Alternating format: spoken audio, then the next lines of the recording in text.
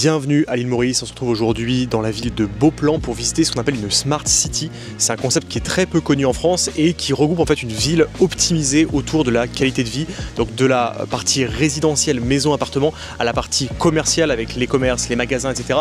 jusqu'à la partie professionnelle et loisirs avec des bureaux intégrés, un système également énergétique efficace.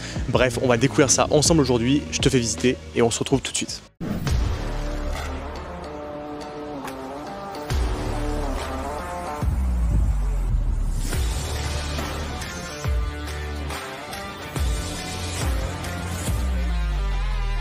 Allez, on va commencer la visite tout de suite. Ce qu'il faut comprendre, c'est que la ville, elle a été commencée en 2017. Ça fait un peu plus de 7 ans qu'elle a été commencée. Les premiers bâtiments ont été livrés en 2019-2020 et c'est encore en développement actuellement. Donc, on a des parties qui sont déjà bien avancées. Clairement, on a toute la partie bureau, habitation qui est totalement fonctionnelle avec beaucoup d'espace, on le verra, autour de la qualité de vie, du sport, etc. Mais on a également encore des projets en cours de développement actuellement. C'est une ville qui bouge, mais c'est une ville extrêmement récente et c'est vraiment intéressant de voir comment est construite une ville qui a été commencée finalement de zéro en 2017, donc de manière très récente. Donc, c'est vraiment intéressant de voir ça et on va aller visiter ça dès maintenant. On prend la voiture, c'est parti. Donc j'ai pu accéder rapidement à la partie vraiment construite résidentielle. On voit clairement, c'est immense. Il y a énormément de maisons. Je pense qu'il y en a, je sais pas, des dizaines, des centaines. Je ne saurais même pas dire. C'est juste immense. C'est toute une partie résidentielle aussi avec des appartements. Donc tout a été plutôt bien conçu. Il y a encore de la construction. Là, on est dans la partie juste à côté de la Smart City, puisque c'est la partie, on va dire, loisirs avec des écuries. Donc il y a des chevaux qui sont ici. Il y a du paddle. Il y a pas mal d'activités sportives, récréatives. Et en fait, c'est juste en face. Juste en face, il y a l'école internationale qui est vraiment juste à côté. Donc vraiment tout a été pensé pour que ce soit pratique. Et l'avantage en fait de ces choses-là, et ça on s'en rend pas compte quand on vit en Europe, c'est que nous on est habitué à avoir des villes qui sont construites autour finalement du piéton, de l'accessibilité, etc. C'est pas forcément le cas dans des endroits comme l'île Maurice, forcément, où les villes ont été conçues différemment, de manière vraiment dans une autre logique en fait finalement.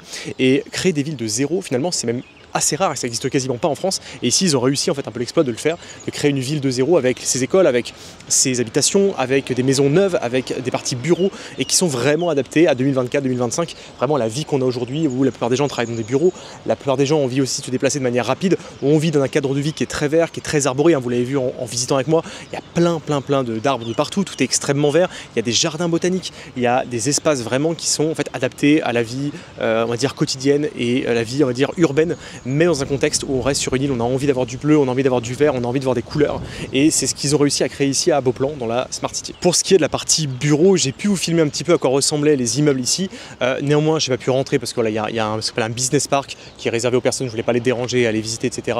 et embêter les gens qui travaillent là-bas. Donc ça, je ne l'ai pas montré, mais il y a tout un espace de bureau, évidemment, avec des coworking également pour les personnes qui travaillent sur Internet, qui travaillent à distance, qui sont salariés avec des boîtes étrangères. C'est le cas très fréquemment ici avec les visas qui sont délivrés. Et donc, c'est très pratique pour ça, pour des petites et grandes entreprises qui peuvent prendre leur bureau sur place. Et franchement, c'est une qualité de vie qui est dingue. C'est également un super argument, je pense, pour des entreprises locales pour faire venir des personnes de l'étranger qui voudraient venir s'installer à l'île Maurice. Clairement, il y a un cadre de vie qui est incroyable. Tu peux vivre littéralement dans la ville dans laquelle tu travailles. Enfin, dans la ville, c'est quasiment un village en fait. Tu travailles à 5 minutes à pied de là où tu vis, tout en étant dans un espace qui est quand même bien conçu, qui est agréable à vivre, où tu n'es pas collé les uns sur les autres. Franchement, je trouve que c'est bien pensé. Et pour des pays, des nouveaux pays, on peut le dire, l'île Maurice, c'est un pays qui est en plein développement, c'est un pays qui explose en ce moment et qui est dans le bon sens du terme. Je trouve que c'est génial de pouvoir créer ce genre de concept vraiment de zéro et qui finalement change beaucoup de ce qu'on voit en Europe, qui c'est plutôt de la rénovation en fait. On est peu sur la construction de zéro, de quartier, etc. Là on est vraiment sur la construction de zéro. On part d'une page blanche et on crée un concept autour de ce qui existe déjà, tout en respectant aussi bien sûr l'environnement. Vous l'avez vu, les immeubles c'est pas des buildings, on n'est pas sur des immeubles de 40 étages, on est sur des choses qui respectent aussi l'environnement et la beauté en fait du lieu, parce que là tu vois, là où je suis actuellement, je te montre un petit peu, c'est juste magnifique. On est en face des montagnes de l'île Maurice, on a bien sûr les palmiers partout, le ciel bleu, le beau temps, bref, franchement, ce serait dommage de gâcher tout ça et de ne pas en profiter pour en faire un lieu de vie qui est juste magnifique. Alors au final, est-ce que c'est intéressant selon moi d'aller investir dans une Smart City, notamment la fameuse Smart City de Beauplan à l'île Maurice?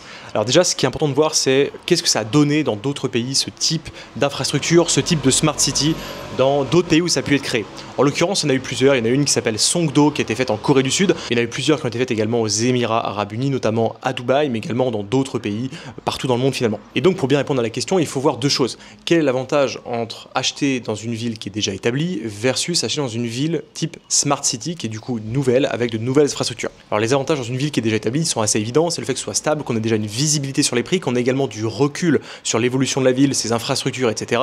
On a également du coup l'avantage d'avoir quelque chose qui est déjà en place, d'avoir déjà de la data également sur la partie location, loyer, etc. On a également beaucoup moins de points d'interrogation sur la partie économique, est-ce que les entreprises vont venir s'y installer, puisque normalement tout est déjà en place.